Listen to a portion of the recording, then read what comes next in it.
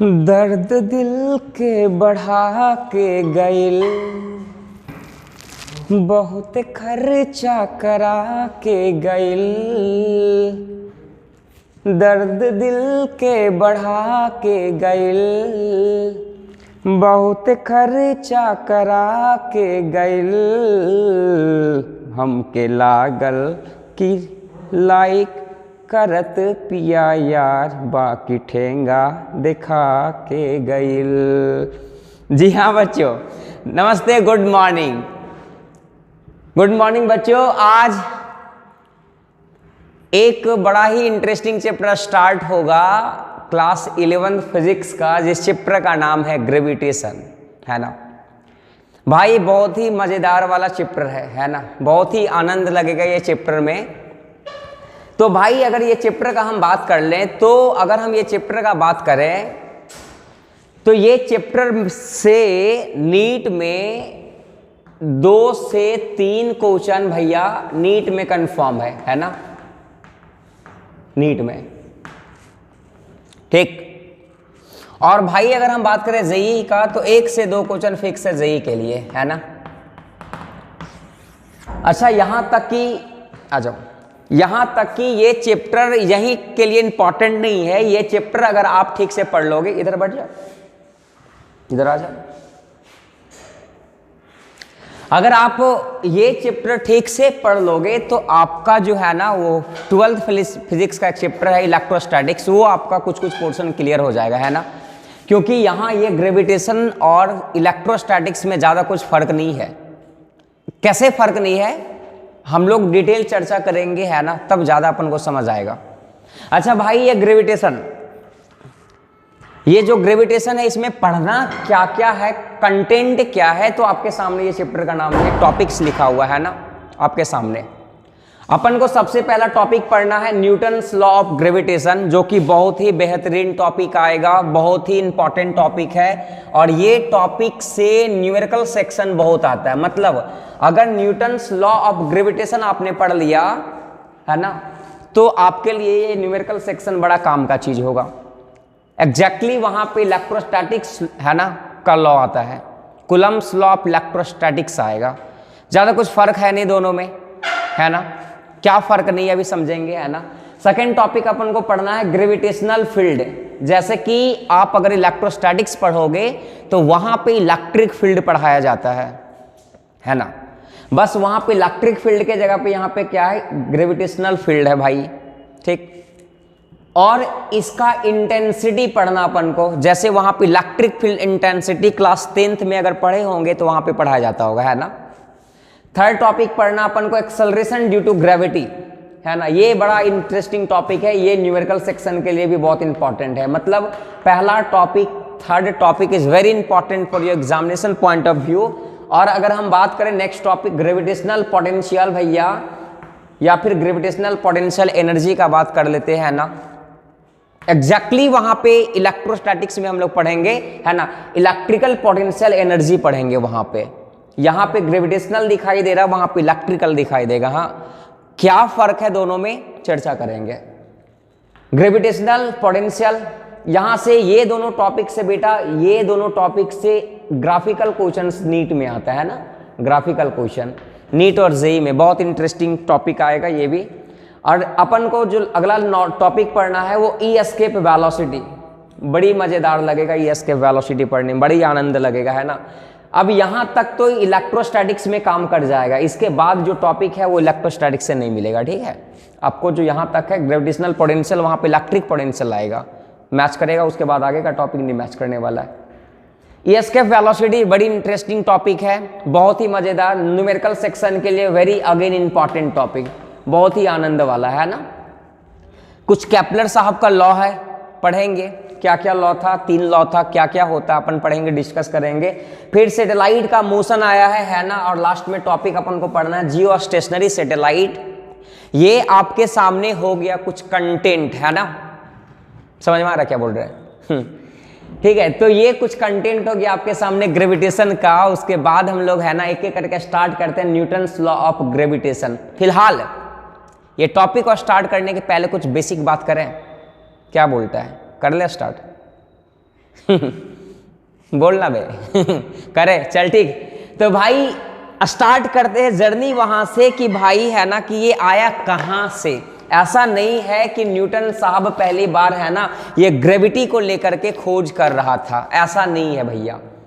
हम लोग कुछ जाते हैं आज से 2000 साल पहले का बात कर रहे हैं। तुम इमेजिन करो 2000 साल पहले, है ना, 2000 साल पहले के तरफ अगर जाते हैं तो भाई एक साइंटिस्ट था जिनका नाम था टोलेमी, है ना, जिनका नाम था भैया, है ना, टोलेमी साहब थे, है ना।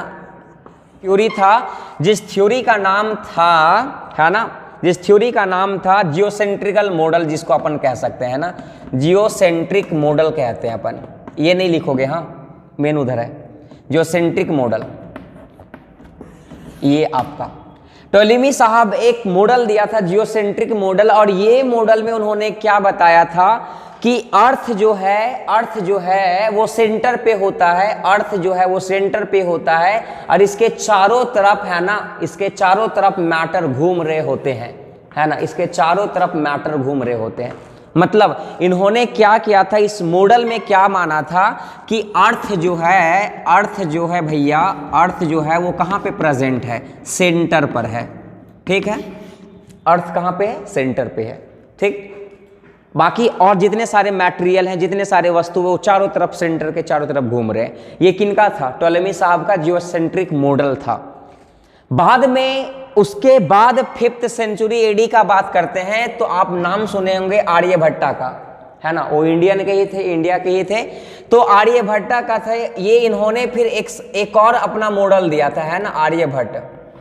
इन्होंने अपना एक मॉडल दिया था और वो मॉडल का नाम था हेलियोसेंट्रिक मॉडल, है ना, हेलियोसेंट्रिक मॉडल।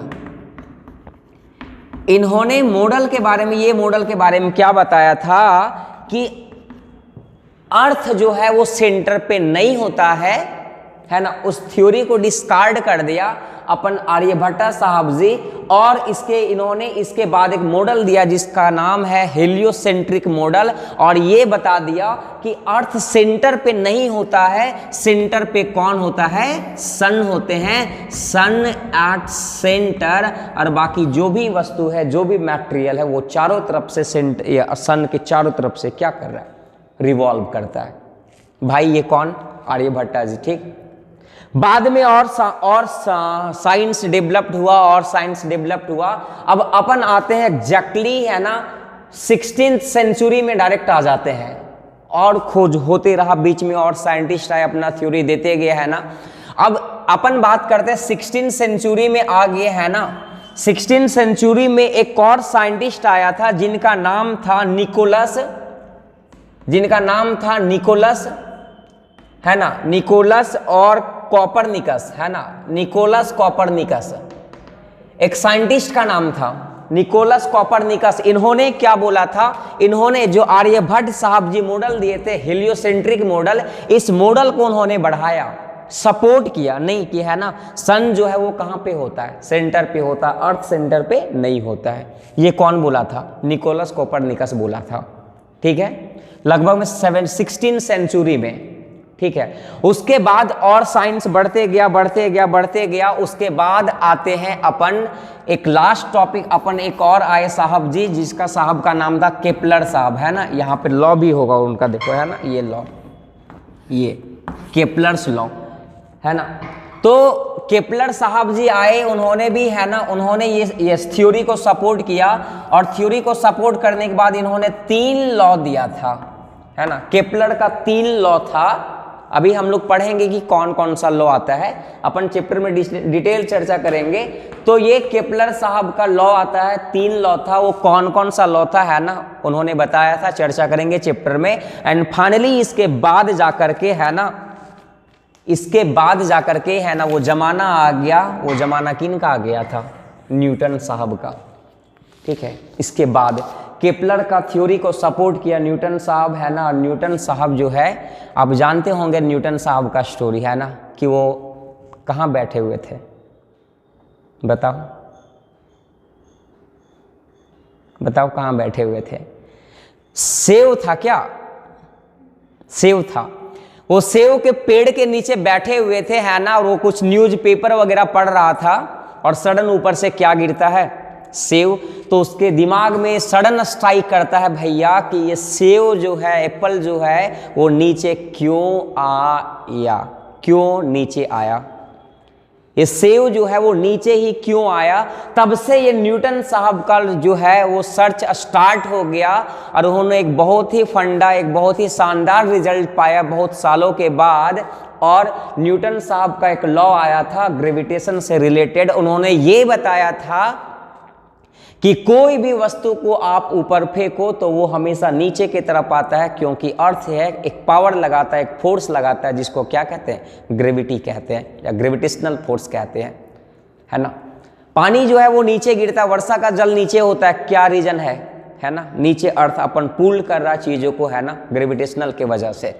तब वहां से जाकर के न्यूटन साहब का कुछ लॉ स्टार्ट होता है, न्यूटन्स लॉ ऑफ ग्रेविटेशन, और यहीं से मान लिया गया है कि ग्रेविटेशन का जो टॉपिक है वो न्यूटन साहब से स्टार्ट होता है। हालांकि न्यूटन साहब डायरेक्ट नहीं, इसके पहले बहुत सारे लोगों का, है ना, कंसेप्ट आया कि ऐसे है वैसे है। फाइनली इनका जो थ्योरी था वो सबसे बढ़िया मॉडल माना जाता है, सबसे अच्छा लॉ था। इसी वजह से चैप्टर को अपन स्टार्ट करेंगे कहाँ से, न्यूटन्स लॉ ऑफ ग्रेविटेशनल। चलो तो अपन स्टार्ट करते हैं, है ना, कॉपी पेन निकाल लो और स्टार्ट करते हैं एक एक करके topic. Newton's law of gravitational heading बना लेंगे, न्यूटन्स लॉ ऑफ ग्रेविटेशनल। और इस लॉ में उन्होंने क्या बोला था अभी हम बात करेंगे, है ना। आप कहीं जाओगे नहीं, क्योंकि जहां जाओगे वहां मुझे ही पाओगे क्या। चलो अपन स्टार्ट करते हैं न्यूटन्स लॉ का पहला टॉपिक, बहुत ही इंटरेस्टिंग न्यूमेरिकल सेक्शन है भाई, डरोगे नहीं, ठीक, समझ में आ रहा क्या बोल रहे हैं। Heading Newton's law of gravy, है ना, टेशनल। देखो क्या बोल रहा भाई न्यूटन साहब, ठीक। देखो न्यूटन साहब क्या बोल रहा था कि कोई भी अगर दो ऑब्जेक्ट को रखा जाए, है ना, कोई भी दो ऑब्जेक्ट को अगर रखोगे, कोई भी दो मास को रखोगे भैया, मान के चल आपके सामने ए बॉडी है, this is the B body, ये आपके सामने ए बॉडी है, ये आपके सामने बी बॉडी है। मान के चल इसका मास m1 है और इसका मास m2 है, और ये दोनों के बीच का कुछ दूरी है, वो दूरी मान के अपन चल रहे हैं, वो दूरी कितना है भाई, r है ना। ये पूरे मान के चल आपके सामने यहाँ पे पहला बॉडी है, यहाँ पे आपके सामने दूसरा बॉडी है। जब कभी भी दो बॉडी कुछ दूरी पे रखा होता है तो ये वाला बॉडी इस बॉडी को अपने तरफ खींचना चाहेगा, ये बॉडी इस बॉडी को अपने तरफ खींचना चाहेगा, और ये बॉडी इस बॉडी को अपने तरफ खींचना चाहेगा, सेंटर ऑफ लाइन से, है ना। मतलब क्या है कि ये बॉडी इस बॉडी को एक फोर्स लगा रहा है, और ये बॉडी भी इस बॉडी को क्या लगा रहा है, फोर्स लगा रहा है। और जितना ये बॉडी इसके ऊपर बल लगाएगा, फोर्स लगाएगा, उतना ही ये बॉडी इसके ऊपर फोर्स लगाएगा भैया, ठीक है। ये हम नहीं कह रहे, ये कौन कह रहा था, न्यूटन साहब कह रहा था, है ना, ये हम नहीं बोल रहा, ये न्यूटन साहब का कहना था। मतलब क्या है कि अगर हम बोलें कि इस बॉडी पे फोर्स लग रहा है, फोर्स लगा बी पर, फोर्स लगा बी पर, किसके वजह से लगा, ए के वजह से लगा।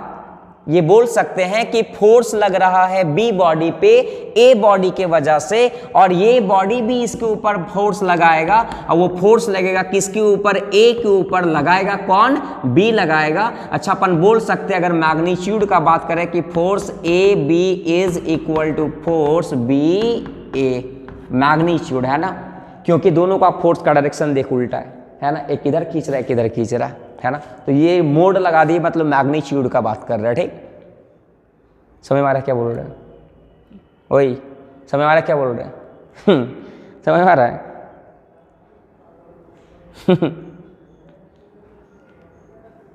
ये था न्यूटन।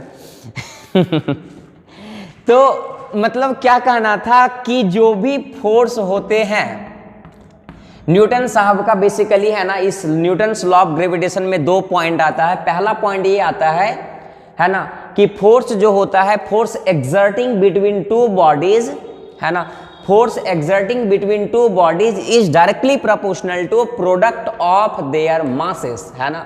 मतलब प्रोडक्ट ऑफ देयर मासेस का मतलब समझ में आ रहा है, प्रोडक्ट का मतलब गुना, जो भी मास होगा वो दोनों का गुना कर दो, इज डायरेक्टली प्रोपोर्शनल फोर्स का है ना।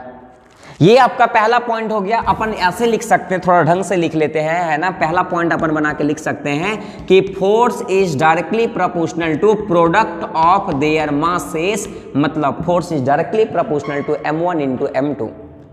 ठीक, ये अपन इक्वेशन नंबर फर्स्ट मानते हैं। और बोला था क्या सेकंड पॉइंट में कि फोर्स जो लग रहा है वो इनवर्सली प्रोपोर्शनल है क्या, ये दूरी का और उसका स्क्वायर का। मतलब force is inversely proportional to 1/r²। ये दोनों इक्वेशन को कंबाइन करेंगे, एक नया सा रिजल्ट आएगा आपके सामने, है ना। देखो ये बॉडी जो भी इसके ऊपर फोर्स लगाएगा, या ये बॉडी जो भी इसके ऊपर फोर्स लगाएगा, है ना, वो क्या बोल रहा है कि जो भी फोर्स का मैग्नीट्यूड होगा, अपन मैग्नीट्यूड का बात कर लेते हैं ना, कि जो भी फोर्स का मैग्नीट्यूड होगा is directly proportional to product of their masses, directly proportional to product of their masses and inversely proportional to square of distance between them. अब ये दोनों इक्वेशन को भाई कंबाइन करेंगे तो आपके सामने कुछ ऐसा रिश्ता आएगा, F is proportional to m1 into m2 बटा क्या आ जाएगा r²।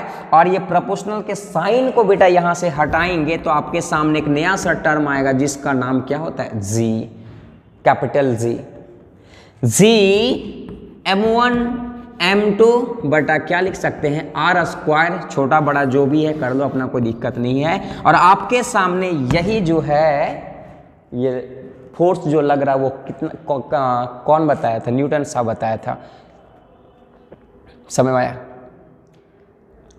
कुछ और पॉइंट बोला था न्यूटन साहब, क्या क्या पॉइंट बोला था, ये बोला क्या था कि जब कभी भी दो बॉडी अगर नजर आ जाए तो भाई ये दो बॉडी के बीच में फोर्स लगता है। ठीक, न्यूटन साहब बोल रहा था अगर एक बॉडी ए है एक बॉडी बी है, ये मान के चल आपके सामने ये दो चौक है, तो ये दोनों चौक देख लो, है ना, ये दो कलर ले लेते, ऐसे ले लेते, तेरे को ठीक से दिखेगा, देख लिया आप, ऐसे। ठीक, ये दो बॉडी, ये भैया 10 ग्राम का, 5 ग्राम का, 2 ग्राम का, 1 ग्राम का, कुछ भी ग्राम का बॉडी आपके सामने, तो ये वाला बॉडी इसके ऊपर फोर्स लगाएगा और ये वाला बॉडी इसके ऊपर फोर्स लगा रहा है, और कितना फोर्स लगा रहा है वो इतना के बराबर है। कितना फोर्स लगा रहा है, F बराबर G m1 m2 बटा क्या लग रहा है r² लग रहा है। हालांकि इसका हम लोग एक लिमिटेशन भी पढ़ेंगे, है ना, इसका एक गलती, इसका क्या बोलो, एक कमी भी पढ़ लेंगे इस आगे टॉपिक में। बेटा आपके सामने एक नया सा टर्म दिख रहा है जिसको हम लोग क्या कह रहे हैं, G कहते हैं ना, और ये G पे अपन को क्या करना है, डिटेल चर्चा करना है भैया। अच्छा आप बताओ फोर्स क्या है, दोनों बॉडी के बीच में कितना फोर्स लगा, है ना। ये m1 क्या है, पहला बॉडी का मास है, m2 क्या है, सेकेंड बॉडी, भैया लिख लो, भरोसा नहीं तेरे ऊपर, है ना, लिख लो भाई। ये where F is equal to force, है ना, एक्सर्टिंग बिटवीन बॉडीज, है ना, लिख लो भाई। m1 is equal to mass of first body, m2 equal to लिख लो भाई, है ना, mass of second body. And आपको भी पता है कि ये r क्या है यहां नहीं लिखेंगे, है ये r क्या है, r इज द डिस्टेंस, है ना। ये सर बड़ा सर अपना दिमाग पागल करते हैं सर, कभी बड़ा r लिख रहे, कभी छोटा r लिखते हैं, कभी मेरा दिमाग है ना ऐसे ही सर, क्या करे, बड़ा r कर दे क्या लिख ले बड़ा r यार, अबे उससे कोई मतलब नहीं बड़ा और छोटा में, है ना। Distance between what, to bodies, है ना, दो बॉडी के बीच के दूरी, लिख लो। अब यहां से आपके सामने ये G आपके सामने ये जो G दिखाई दे रहा है ना, ये G है ना, ये आपके सामने जो G दिखाई दे रहा है, इस G पे अपन को चर्चा करना है। फिलहाल इसका नाम जान लेते हैं, this G is known as universal constant, है ना, universal constant.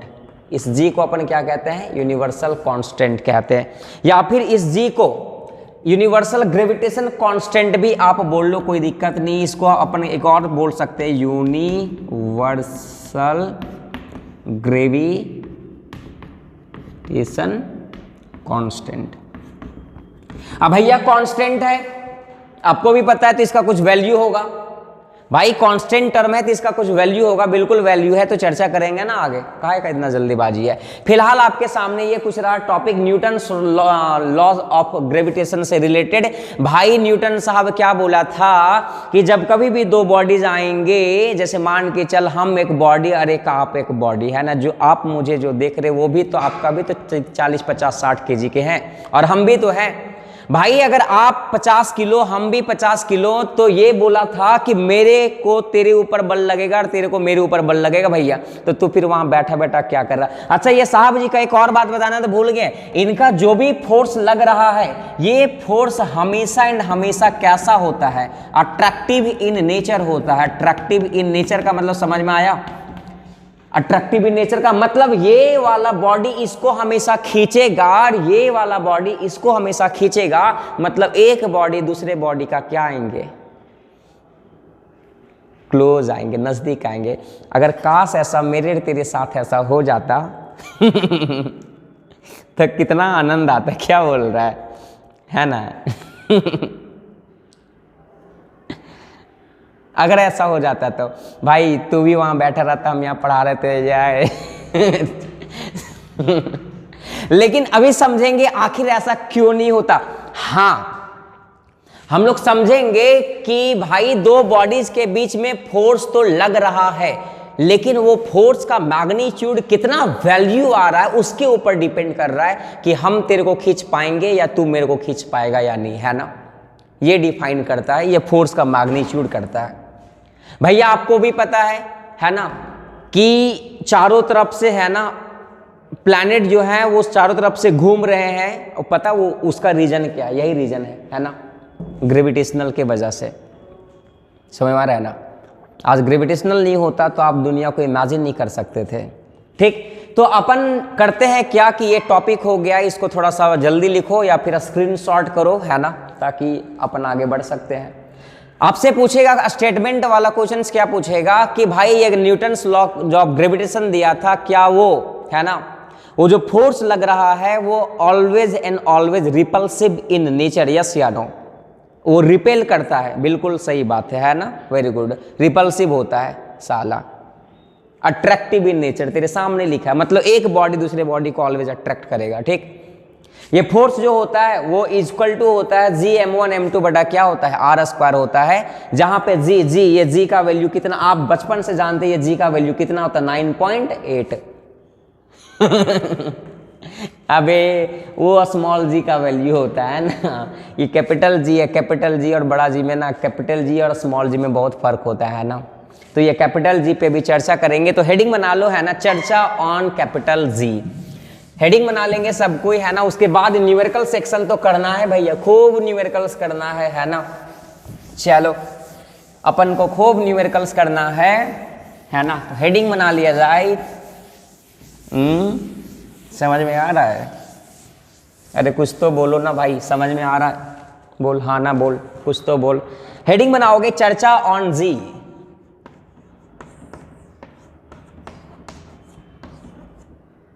Universal gravitation constant पे चर्चा करने जा रहे हैं। ठीक, चलो इस जी को कहते क्या है? यूनिवर्सल, है ना। इस जी को अगर हम लोग बात करें तो इस जी को क्या कहते हैं? यूनिवर्सल ग्रेविटेशन कांस्टेंट कहते हैं भैया। ठीक हो गया। इस जी का वैल्यू जो होता है ना, उस जी का वैल्यू निकाल लिया जाए। ये जी का जो वैल्यू होता है वो 6.67 इंटू 10 के पावर -11। सोचिए जी का वैल्यू माइनस में होता है भैया, है ना, माइनस। अच्छा इसका यूनिट का अगर हम लोग बात करें तो आप यूनिट कैसे निकालोगे? अब एक सेकंड के लिए देख लिया जाए भैया। फोर्स इक्वल टू होता है जी m1 m2 बटा क्या होता है भाई आर स्क्वायर। अपन को जी का यूनिट निकालना है तो जी बराबर क्या आ जाएगा? फॉर्मूला बताओ। ये जी बराबर क्या आ जाएगा भैया? एफ इंटू क्या आ जाएगा? आर स्क्वायर बटा क्या आएगा? m1 इंटू क्या आएगा भाई? m2 आ जाएगा। अब बताओ फोर्स का यूनिट आपको पता है क्या होता है भैया? न्यूटन होता है। एसआई यूनिट, अपन एसआई यूनिट का बात करेंगे, है ना।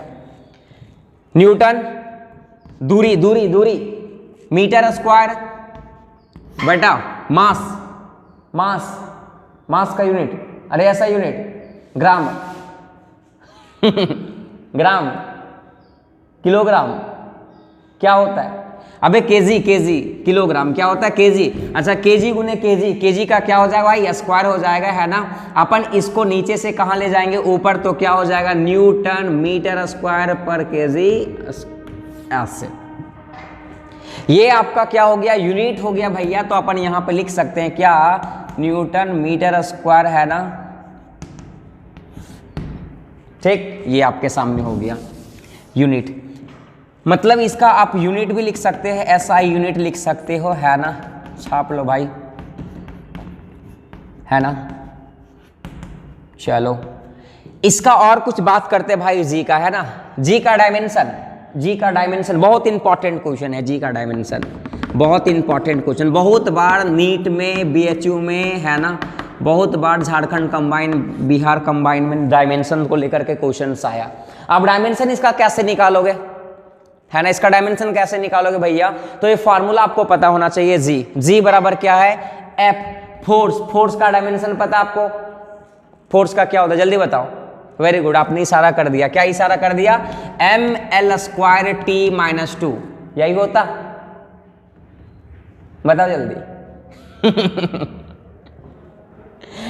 अरे फोर्स का डायमेंशन यही होता है, ml² t - 2। अरे सर कंफ्यूजन है, ये स्क्वायर होता कि नहीं होता सर? सच में बड़ा कंफ्यूजन है। अबे छोड़, तो तेरा जिंदगी कंफ्यूजन में बीत जाएगा। Force equal to mass into acceleration होता है, ये तो पता है भाई, है ना। तो फोर्स बराबर डायमेंशन यहां से निकाल लेते हैं। मास को क्या लिखते हैं? m, है ना, डायमेंशन के फॉर्मेट में। एक्सेलरेशन, एक्सेलरेशन का डायमेंशन क्या होता है? L बटा क्या होता है? t का स्क्वायर होता है। ये आपका हो गया m गुने a। इसको अगर ठीक से लिखोगे तो क्या आ जाएगा? ml, है ना, ml t। बेटा यहाँ प्लस में ऊपर जाएगा तो माइनस हो जाएगा। तो देख आपके सामने डायमेंशन फोर्स का क्या, आपने क्या लिखा है समझ आया?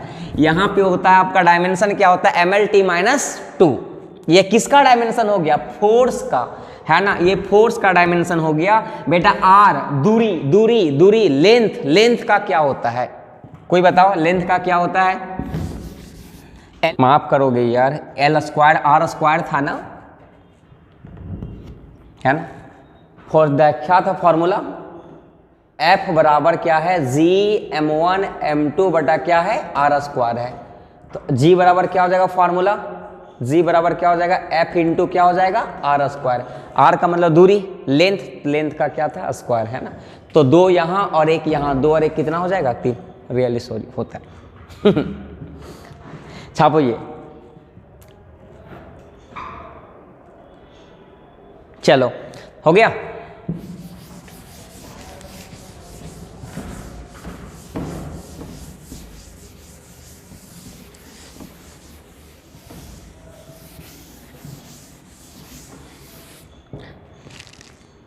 ये आपके सामने कुछ हो गया ग्रेविटेशन से रिलेटेड कुछ बात। और जी, अच्छा जी पे थोड़ा सा 1-2 बात और बात कर ले, है ना। ये जी को लेकर के 1-2 बात और कर ले थोड़ा सा, है ना बेटा। इसका वैल्यू जो भी है 6.67 इंटू समथिंग, है ना, 6.67 इंटू 10 के पावर -11 न्यूटन मीटर स्क्वायर, है ना, kg - 2। ये हो गया आपके सामने, है ना। इसका जो वैल्यू बेटा, ये वैल्यू फिक्स होता है, ठीक है।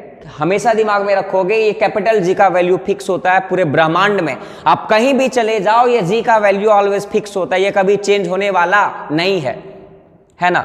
ये कभी भी चेंज होने वाला नहीं है, ठीक है। और एक नोट पॉइंट आप लिखोगे, बहुत बेहतरीन नोट पॉइंट आप यहां से लिखोगे कि जो भी 2 बॉडी के बीच में बल लग रहा था, कौन सा बल लग रहा था?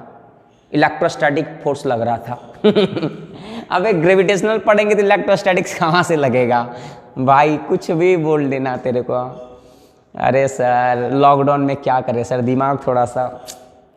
भाई ये जो फोर्स लग रहा है ना मेरे और तेरे बीच में, ग्रेविटेशनल फोर्स जो लग रहा है ना, जो एक दूसरे को खींच रहे, हम तेरे ऊपर मोहब्बत दिखा रहे, तो मेरे को दिखा रहा है ना, यही तो होता है अट्रैक्शन, है ना। और जितना हम तेरे को दिखाएंगे, तुम मेरे को दिखाएगा, उतना बल लगेगा, सोचने वाला बात है। तो भैया ये जो मेरे और तेरे बीच में जो फोर्स लग रहा है ना, ये बोला जाता है कि फोर्स जो है वो डज नॉट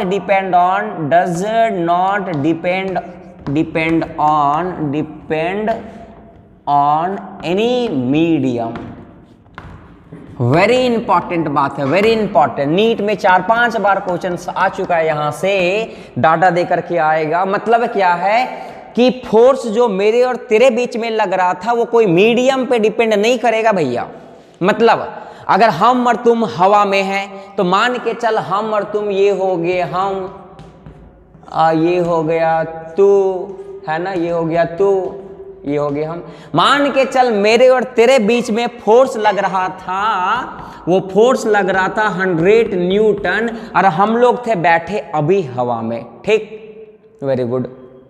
उसको बोले ये चलना, चल तालाब में चल, है ना, पानी के नीचे चल। अपन चलते हैं, तेरे को हम तैराने के लिए सिखाएंगे, है ना, तेरे को पकड़ के ले जाएंगे, पकड़ चल साले तू चल, है ना। और उसको पकड़ के ले गए तालाब में, है ना, पानी के अंदर लेके चले गए। और पानी में जैसे लेके चले गए तो बेचारा वो तो डूबने लगे कि बचाओ बचाओ बचाओ। हम क्यों थे, उसको बचाने के लिए तो आए थे, है ना, उसको बचा लेंगे हम। पानी के अंदर लेके चले गए। तब होता क्या है कि ये जो अब दोनों के बीच में, वहां भी तो फोर्स लगेगा भैया। ऐसा थोड़ी है कि सर ऐसा लगेगा ना कि पानी में जाएंगी वो तो डूबेगी, है ना, तो आप बचाओगे तो ज्यादा फोर्स लग जाएगा, है ना। याद रख लोगे। तो अगर हम लोग पानी में भी चले जाएं या कहीं भी चले जाएं तो पहले जो फोर्स लग रहा था 100 न्यूटन, अभी भी उतना ही लगेगा 100 न्यूटन। मतलब क्या है, ये फोर्स जो लग रहा था दो बॉडीज के बीच में, वो डिपेंड मीडियम पे नहीं करता। लेकिन बेटा याद रखोगे, जब हम लोग इलेक्ट्रोस्टैटिक्स पढ़ेंगे 12th क्लास का, तब वहां पे जो फोर्स आने वाला है, वहां पे जो फोर्स आता है इलेक्ट्रोस्टैटिक्स में, नॉट इन ग्रेविटेशनल का बात कर रहे हैं, वहां पे जो फोर्स का फॉर्मूला आता है बेटा आपके सामने, वो F बराबर होता है K Q1 बटा R²। ये आपके सामने हो गया। ये कहां पे पढ़ना है, इलेक्ट्रोस्टैटिक्स में। और ग्रेविटेशन का फॉर्मूला क्या है बताओ, F बराबर क्या है, G m1m2 बटा क्या है, R² है। ये देखो आपके सामने दोनों फार्मूला। भाई आप बता सकते हो कि फर्क क्या है दोनों बॉडीज में, दोनों फोर्स का वैल्यू में क्या फर्क है। यहाँ पे बेटा चार्ज का बात करेंगे और यहाँ पे किसका बात कर रहे हैं, मास का बात करने वाले भैया, है ना। बाकी कांस्टेंट को तो गोली मार दो। अभी यहाँ पे दो बॉडीज को पानी में दो बॉडीज को पानी में दो बॉडीज को पानी में डुबो रहे थे, है ना। तब पता चला फोर्स यहाँ पे 100 न्यूटन आया। लेकिन जैसे आपने दो चार्ज को हवा में रख करके अगर 100 न्यूटन निकाल के अगर उस दोनों चार्ज को पानी में डुबोगे, अब 100 न्यूटन आने वाला नहीं है। मतलब उस कंडीशन पे जो फोर्स होगा वो मीडियम पे डिपेंड करने वाला है। समझ आ रहा है ना। क्वेश्चंस जब यहाँ पे न्यूमेरिकल सेक्शन हम लोग बनाएंगे तो बस आपको याद रखने वाला बात क्या है कि ये मीडियम पे डिपेंड नहीं करता है, does not depend on medium.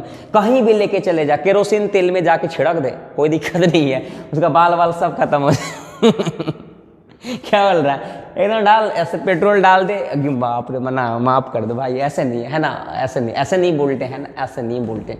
मत रो है ना, नहीं रोते बच्चे, नहीं रोते, नहीं रोते, वेरी गुड, नहीं रोते।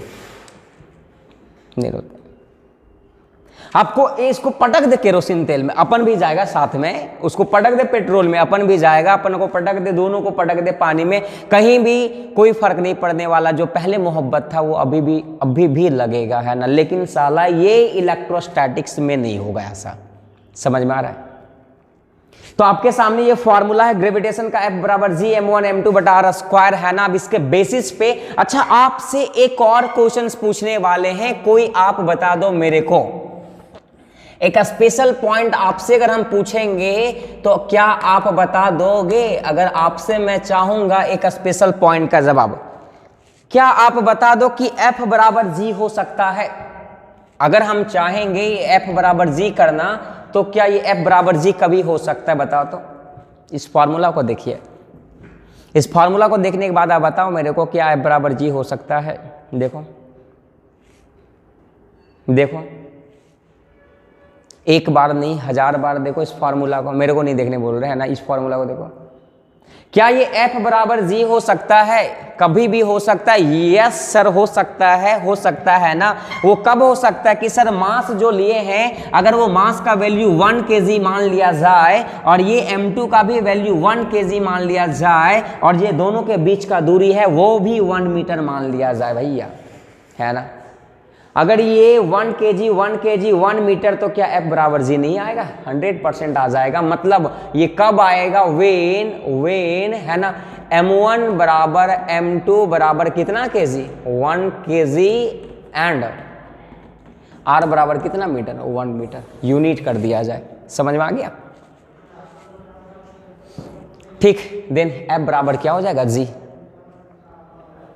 ठीक, चलो तो ये रहा आपके सामने कुछ इंट्रोडक्शन क्लास, है ना। अब इसके ऊपर किस किस तरह से न्यूमेरिकल्स आएंगे वो हम लोग करेंगे नेक्स्ट लेक्चर में। तब तक आपको मेरे साथ बने रहना है और अगर आपको अच्छा लगे तो समझ में आ ही गया होगा, है ना।